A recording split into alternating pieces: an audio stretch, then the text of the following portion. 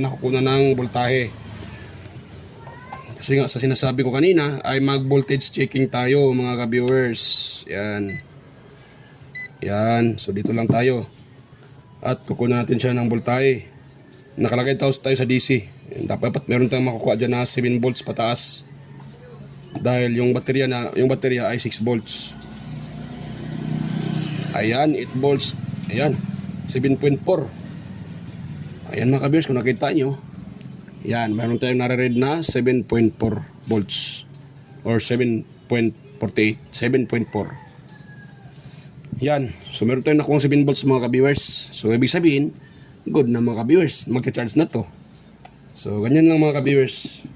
Ang simpleng pag-repair ng